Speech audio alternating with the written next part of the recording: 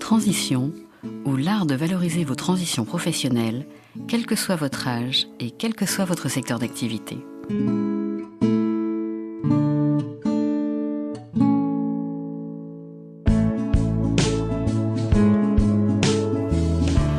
Amis auditeurs, bonjour.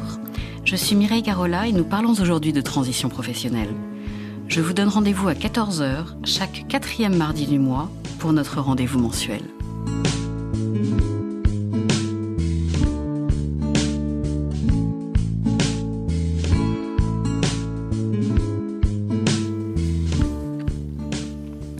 J'ai très souvent observé que les personnes qui se posaient des questions sur leur avenir professionnel devenaient rapidement obsédées par l'idée de trouver un nouveau poste.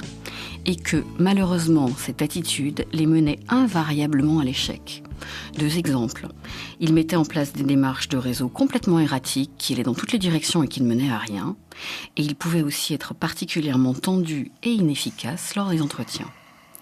Lorsque je les accompagne, je cherche toujours, dans une première étape, à essayer de leur faire prendre du recul et à penser à autre chose avant de commencer à avancer.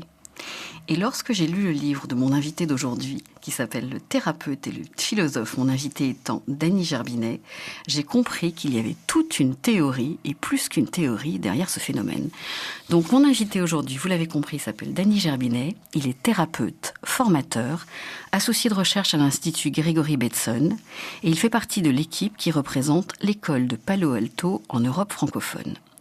La spécificité de cette école, c'est ce qu'on appelle la tentative de solution, qui est un concept que nous allons développer tout au cours de cette émission. Dany, bonjour, merci d'être avec nous aujourd'hui. Bonjour Mireille, merci de m'avoir invité. Est-ce que vous pouvez nous donner un exemple de ces choses? Palo Alto, c'est un nom qui est quasiment rentré dans le domaine courant maintenant, dans le vocabulaire courant, mais néanmoins, c'est quand même un petit peu compliqué de saisir comment utiliser ce concept. Et est-ce que vous pourriez peut-être commencer par un exemple en nous disant comment vous travaillez et qu'est-ce que vous traitez? D'accord, bien volontiers. On pourrait prendre un exemple assez répandu, qui est celui des parents qui me consultent parce qu'ils sont inquiets pour leur enfant, qui vivent des problèmes scolaires, qui sont soit en décrochage scolaire, soit parfois en décrochage social. Je pourrais prendre l'exemple de cette jeune fille, en fait, qui avait 14 ans et dont les parents venaient de divorcer. Ce qui, pour elle, finalement, était plutôt un soulagement. C'était un peu la fin des conflits, la fin des tensions à la maison. Mais la maman avait cette croyance que sa fille était probablement traumatisée par ce divorce. Elle craignait, en tout cas, comme elle l'entrait à l'adolescence, que ça se manifeste par des comportements de révolte, par une souffrance qui allait s'exprimer d'une manière ou d'une autre. Elle partageait cette croyance répandue que l'adolescence est par définition une période difficile. Voilà, et qu'un divorce était toujours douloureux. Voilà, tout à fait. Alors que dans un bon nombre de cas, ça peut être une solution, bien sûr. Et donc, alors que cette jeune fille ne posait aucun problème et avait un parcours sans faute, c'était plutôt une jeune fille modèle qui joue au tennis, qui allait au catéchisme, etc. La maman commence à être extrêmement attentive à tout ce qui pourrait être un signe qui annonce ce fameux mauvais virage. Et pour elle, empêcher ce mauvais virage devient un but, en fait, un objectif. Et donc, elle commence à contrôler ce qu'on appelle en Belgique, je suis belge, le journal de classe. J'imagine qu'il y a un terme français qui y correspond. Elle commence à contrôler les devoirs. Elle est très attentive à la moindre chute des résultats scolaires. Il se trouve qu'un jour, la jeune fille sèche la dernière heure de cours, qui était une heure d'études. Pas de chance pour elle, les surveillants passent, lui envoient une carte d'absence et elle y voit une confirmation de toutes ses craintes. De toutes ses craintes, ça y est, ça commence, ce premier virage s'annonce, c'est le début de la fin. Donc là, elle prend d'autres tentatives de solutions qui sont le recours aux sanctions, en fait. Elle commence à la surveiller, elle la punit.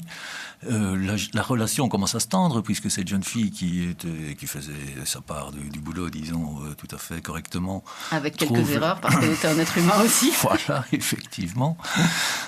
Commence à trouver l'attitude de la maman un petit peu trop contrôlante. Donc elle commence à éprouver justement le sentiment de révolte que la maman craignait. Et puis donc la fois suivante, elle va sécher aux 3 ou 4 heures de cours, 1 heure de gymnastique, 1 heure d'études, etc. La maman se dit, ça y est, ça s'aggrave. Les sanctions redoublent, ce sont toujours la même chose. On confisque les téléphones portables, on confisque les tablettes, on interdit de chatter sur Facebook, etc. Ce qui fait que la jeune fille se révolte de plus en plus. Sèche de plus en plus d'heures de cours, commence à consommer quelques boissons alcoolisées, et là ça confirme effectivement toutes les craintes de la maman. Et de tentative de solution en tentative de solution, de contrôle de plus en plus exacerbé, elle finit par provoquer exactement la situation qu'elle redoutait, à savoir que sa fille commence effectivement à prendre le mauvais virage en question. Donc on retrouve là le processus que je retrouve à l'œuvre dans toutes mes situations de thérapie, à savoir que c'est la tentative de solution qui engendre le problème. Donc c'est le paradoxe de l'école de Palo Alto, c'est que c'est précisément ce qu'on fait, ce qu'on met en œuvre pour résoudre un problème qui le crée. D'accord. Donc du coup, l'école de Palo Alto parle, et dans votre livre, vous parlez aussi beaucoup de thérapie stratégique. Donc vous dites la thérapie stratégique a pour but de stopper les tentatives de solution. Donc, comment est-ce qu'on stoppe une tentative de solution ? Voilà. Mais ça, c'est tout l'art de la thérapie stratégique, en fait. Tout l'art et toute la difficulté, en fait. C'est-à-dire que les tentatives de solution, généralement, relèvent du bon sens. Comme on le voit dans l'exemple de cette maman, il n'y a rien de pathologique dans l'idée de vouloir aider sa fille à contrôler ses journaux de classe, ou à contrôler ses devoirs, ou à prendre des sanctions. C'est une attitude éducative extrêmement répandue, mais il se trouve que dans ce cas-là, elle est inadéquate. Et quand on a un problème, on ne peut pas simplement ne rien faire. Donc, les gens ont tendance à renforcer leurs tentatives de solution. Et donc, pour les bloquer, ce qu'on leur propose, c'est de faire autre chose à la place de ces tentatives de solution, parce qu'on pense... Paul Václavic, qui est un des représentants les plus connus de l'approche de Palo Alto, disait qu'il est impossible de ne pas se comporter. On ne peut pas ne rien faire.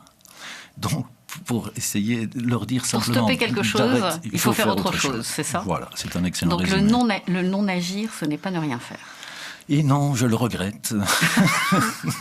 Bientôt les vacances. Oui, c'est ça. J'ai longtemps caressé ce rêve que le non-agir ne soit ne rien faire.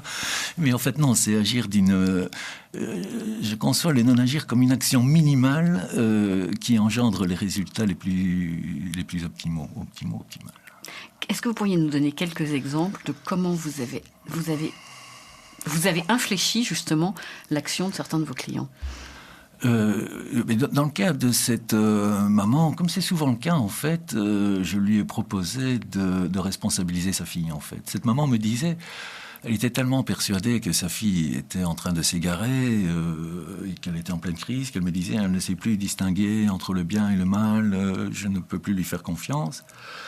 Je lui ai fait remarquer que pour faire confiance à quelqu'un, il fallait accepter de le mettre dans une situation où elle pouvait tromper la confiance, sinon on était dans un contrôle total et où elle pouvait choisir. Et donc elle levait certaines sanctions pour voir si, en l'absence de sanctions, la fille allait respecter la règle, en fait. Et donc je l'ai amené à tenir ce discours étrange, puisque finalement, elle avait abouti à ce résultat que la fille était réellement en décrochage scolaire. Je lui avais dit de dire à sa fille, écoute, finalement, tu peux ne pas aller à l'école si tu veux. Je ne te sanctionnerai plus. Mais tu devras en assumer les conséquences. C'est-à-dire que si tu continues à ne pas aller à l'école, si tu continues à ne pas faire ce que tu as à faire pour réussir ta scolarité, on va devoir te passer de l'enseignement général à peut-être une orientation moins valorisée en général. Et puis si ça ne va pas, tu pourras toujours continuer à ne rien faire. Après, il y a le chômage de toute façon. Voilà. Et effectivement, donc, ça fait un plan d'avenir qui est assez différent du plan d'avenir que donne habituellement une maman à sa progéniture. Effectivement.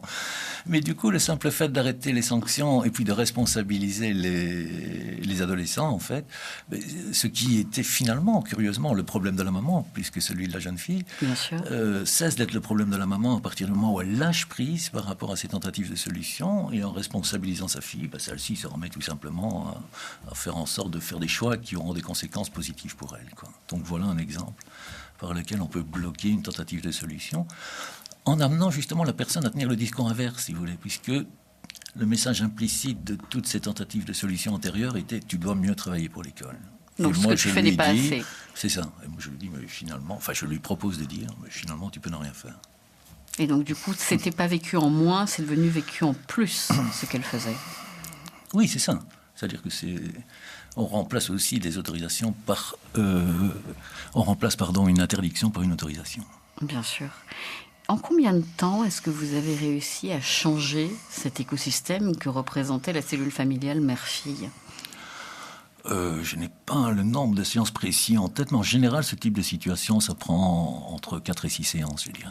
D'accord, donc c'est quelque chose d'assez rapide. Assez rapide. On disait des théories de Palo Alto tout à l'heure que ce sont des thérapies brèves, et vous vous insurgiez en disant c'est pas si bref que ça. Mais ce qui aussi faisait que je m'insurgeais, c'est que souvent, au terme de thérapie brève, on associe le fait que c'est une thérapie pour des traitements superficiels ou des traitements pour des petits problèmes, etc. Alors que je me rends compte par ma pratique clinique qu'on peut aussi obtenir des résultats intéressants avec des pathologies, entre guillemets, beaucoup plus importantes que celles que je viens de citer en exemple. La thérapie brève donc s'oppose aux thérapies longues. Quelle est comment vous la définiriez pour nos auditeurs ? Une des grandes différences entre la thérapie brève et les thérapies longues, c'est qu'on ne va pas chercher les causes dans le passé d'une pathologie actuelle. On se dit que, bien sûr, on ne nie pas le fait que nous soyons tous le résultat de nos expériences passées, mais ce qu'on se dit, c'est que le passé, on ne peut plus le changer, en fait. Par contre, ce qu'on peut changer, c'est la situation actuelle, et puis on peut se préparer aussi à un avenir un peu meilleur. Et donc, nous, contrairement aux thérapies longues, on est plutôt centré sur l'ici-maintenant, sur ce qui se passe dans le présent des personnes. On cherche... Une des différences aussi, c'est que ce n'est pas le thérapeute qui va définir le problème, mais qu'on considère que celui qui connaît encore le mieux le problème, finalement, c'est le patient. Bien sûr. Donc c'est lui l'expert, c'est pas moi. Et on va chercher simplement, concrètement, quelles sont les tentatives de solution qui maintiennent ce problème et à les bloquer, quoi. Donc on ne postule pas non plus que la prise de conscience suffit nécessairement à régler le problème. Ce qui pouvait être un des postulats des thérapies longues il y a longtemps. Voilà, il y a longtemps. Il y a quelque temps, postulat des thérapies longues, effectivement. Vous me parliez, on parlait d'un flot et d'un chemin ou d'un ruisseau, et vous disiez, moi, mon job, c'est d'essayer de voir ce qui est bloquant pour le courant, de les enlever et de permettre que la vie se passe ou que quelque chose se passe. Oui, tout à fait. Je pense que la vie est une espèce de long fleuve tranquille pour les uns ou de torrent impétueux pour les autres, mais que de toute façon, c'est en cours, en fait. C'est quelque chose qui est en changement permanent, et je ne pense pas que nous, les thérapeutes, on fasse du changement. Je pense que les processus de changement nous dépassent largement, en fait, mais qu'à certains moments, dans ce cours de la vie, ou pour rester dans la métaphore du fleuve, dans ce cours, en fait, et à certains moments bloqués, les gens se trouvent pris dans une espèce de petit tourbillon parce qu'ils rencontrent des obstacles et qu'ils ne trouvent pas en eux ou dans leur environnement les ressources pour le dépasser, et que le rôle du thérapeute, c'est plutôt d'enlever ces obstacles, d'enlever ce qui bloque, de manière à ce que les gens puissent reprendre le cours de leur vie, tout simplement. Je voulais vous poser une question qui m'a turlupiné pendant longtemps. Quelle est la différence selon vous, et comment on peut l'appliquer dans le cadre de notre auditeur qui peut se poser des questions sur sa carrière ou qui peut être en phase de recherche d'emploi? Non agir, c'est très très très souvent interprété par ne rien faire. Et je crois que vous avez une vision qui est très différente, n'est-ce pas? Effectivement, oui. C'est vrai que moi-même, j'ai longtemps caressé l'espoir que le non-agir soit ne rien faire, mais j'ai dû déchanter un petit peu. Je pense qu'il faut opposer un peu notre théorie de l'action occidentale à la théorie chinoise du non-agir, en fait. Je pense que nous, on vit dans le mythe de l'action comme synonyme d'efficacité, en fait. Et on vit ça tous les jours. Voilà, on vit ça tout le temps. On vient d'avoir des élections ici en France, on élit des hommes d'action. Dans les entreprises, c'est la même chose. On fait des actions, voilà. Et donc, on valorise vraiment l'action qui souvent, dans notre société, implique une espèce de forçage, en fait. C'est-à-dire que c'est un peu la réussite. C'est le plus fort, c'est le plus rapide, c'est le plus autoritaire, c'est celui qui est le plus leader. Voilà. Et si on pose la chose à l'extrême, c'était aussi un petit peu la lutte de l'homme contre la nature. D'une certaine manière, c'est par nos actions et par notre volonté, on va diriger le cours des choses. Et puis, le non-agir version chinoise, c'est juste l'inverse, en fait. C'est de se dire, encore une fois, mais il y a des processus de changement, tout change en permanence. Il y a une jolie phrase qui dit que la seule chose qui ne change jamais, c'est que tout change tout le temps. Donc les processus sont déjà à l'œuvre sans nous. C'est ça que vous dites. Exactement. C'est tout à fait ça l'idée, c'est que les processus de changement sont déjà à l'œuvre, en cours, et l'idée du non-agir... autour de nous, partout. Voilà, c'est ça, c'est encore cette idée que finalement la vie est en cours et que nous-mêmes, on est en cours sur des processus de changement qui nous dépassent largement. Il y a un sinologue et philosophe qui m'a permis de mieux comprendre l'idée du non-agir, François Julien, qui a écrit le traité de l'efficacité, justement, puisqu'on parle du lien entre le non-agir et l'efficacité. Et pour lui, il considère que le non-agir, c'est actualiser le potentiel de la situation, en fait. C'est voir ici, maintenant, quelles sont les ressources, quelles sont les tendances porteuses, quels sont les courants que je pourrais utiliser pour me diriger alors vers mes objectifs plutôt que d'avoir recours à cette action par forçage. C'est aussi ce qu'on essaye de faire en thérapie, en fait, où l'action du thérapeute s'efforce d'être discrète, et où on essaye d'avoir une influence qui va devenir difficile de distinguer des autres influences qui sont Donc vous déjà, devenez un parmi plusieurs dans les influences. Voilà, c'est ça. Donc dans le cas de notre personne qui se pose des questions sur sa carrière, sur son changement, etc., il y aurait j'entends plusieurs choses dans votre démarche. La première, une grande prise de recul. C'est-à-dire qu'il est urgent de commencer par ne rien faire. Et c'est souvent, ça, tout à fait. C'est souvent ce que je demande à mes clients quand ils arrivent en me disant « j'active mon réseau et j'envoie des CV ». Je leur dis « je vous interdis de faire ça pendant au moins une période de 3 semaines ». Donc prise de recul pour regarder qui on est et où on se trouve. Et ensuite, regardez, vous m'avez dit, on utilise, c'est peut-être un peu comme le jeu de Go, on utilise les forces en présence à l'intérieur de soi et à l'extérieur. On regarde ce qui est porteur de potentialité. Tout à fait, et là où on maximiserait nos efforts et là où on maximiserait notre positionnement. Oui, tout à fait. Je pense que là où ces théories me paraissent transposables à la problématique des personnes qui sont en recherche d'emploi, c'est cette focalisation sur le but, en fait. L'obtention de l'emploi peut devenir un but et un enjeu extrêmement fort. Oui. Et donc, à ce moment-là, il y a une espèce de focalisation sur l'objectif qui réduit un petit peu le champ des possibles, le champ de la conscience. C'est-à-dire que les personnes ne vont plus prendre en considération dans leur environnement que les informations qui sont susceptibles de les rapprocher du but. Bien sûr.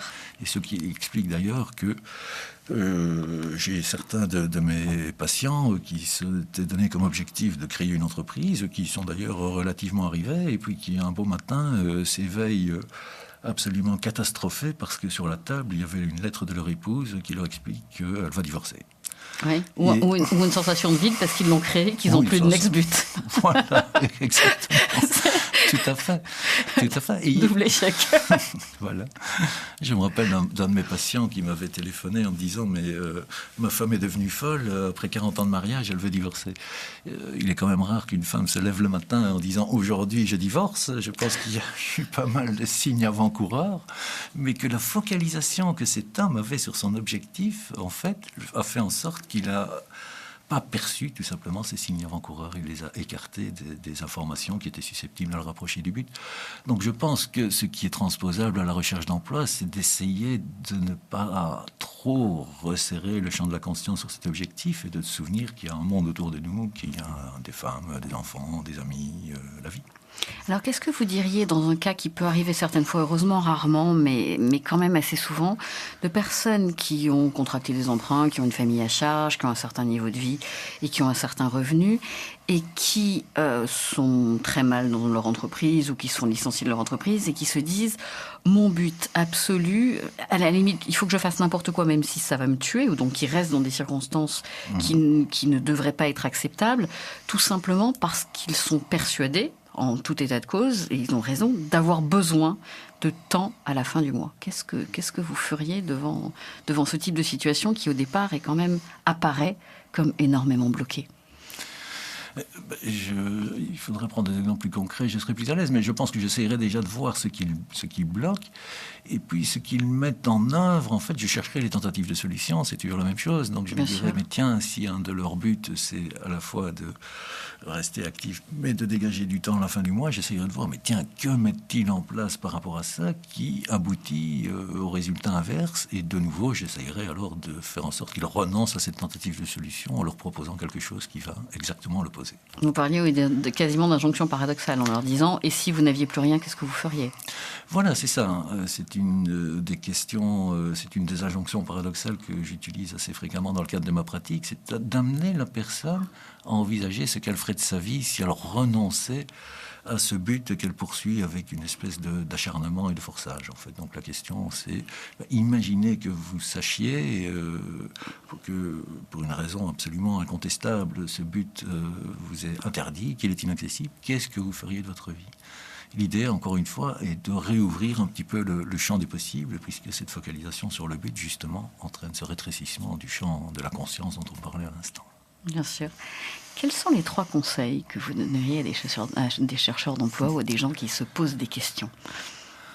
Alors là, je suis en dehors un petit peu de mon champ de compétences habituelles, mais je pense que le premier conseil que je leur donnerais, c'est d'essayer justement de ne pas trop vite laisser ce rétrécissement de leur conscience opérer et de se souvenir que, en plus de leur recherche d'emploi, il y a d'autres choses à côté, qu'ils ont peut-être une épouse, qu'ils ont peut-être des enfants, qu'ils ont probablement des amis, je leur souhaite, et qu'il y a tout un monde autour d'eux, et que plutôt que d'être uniquement focalisé sur cet objectif, il serait intéressant aussi de prendre en compte des contextes plus larges, en fait, et de garder en vue tout leur contexte relationnel et de continuer à le soigner et à l'entretenir. Est-ce que vous auriez des trucs à leur proposer, si tant est que ça existe, parce que c'est quelque chose qui apparaît de façon extrêmement insidieuse, ce rétrécissement de la conscience.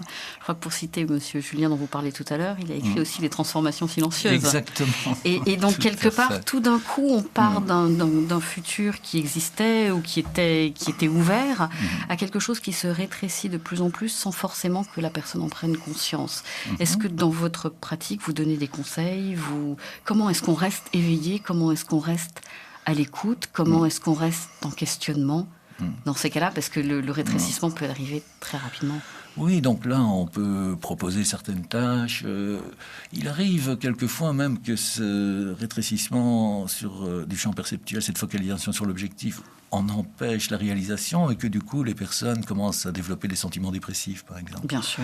Donc, une des choses qu'on peut leur proposer, proposé récemment à une patiente de regarder tous les jours 3 raisons qu'elle aurait dans son environnement de remercier, soit Dieu si elle est croyante, soit autre chose si c'est... Et voilà, je lui disais, ça peut être le sourire d'un enfant, ça peut être une jolie fleur, ça peut être un oiseau qui se pose sur une branche, mais tous les jours vous devrez faire 3 gratitudes. 3 philosophies, oui, exactement, toute la philosophie de la gratitude qui est très à la mode et très en ce moment. Ah bon, vous me l'apprenez. Ah oui, en France, c'est très philosophie positive de la gratitude, oui, tout à fait.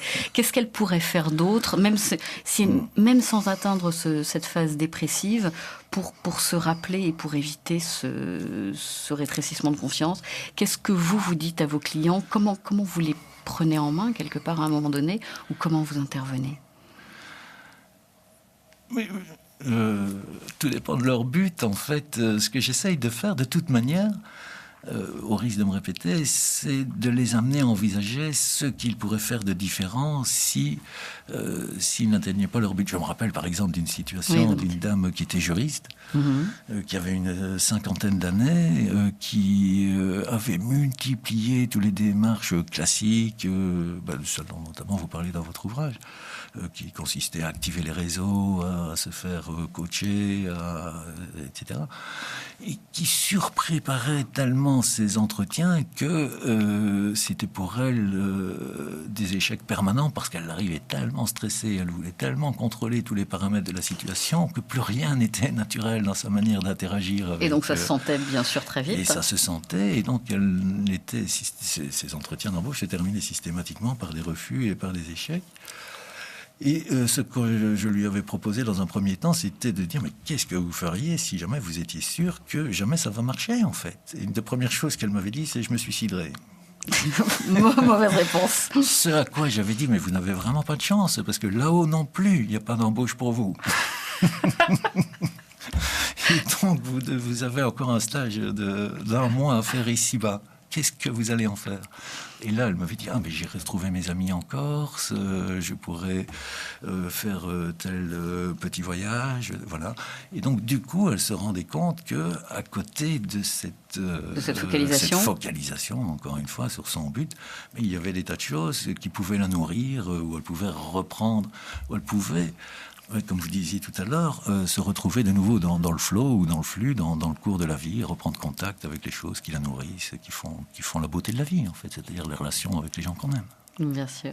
Dany, je vous remercie beaucoup pour ce moment de partage et je rappelle à nos auditeurs que vous venez de publier Le thérapeute et le philosophe et que le livre est tout à fait disponible sur Amazon, je crois, et peut-être la Fnac. Oui, tout à fait. Amis auditeurs, je vous retrouverai toujours avec le même plaisir le mois prochain. À bientôt.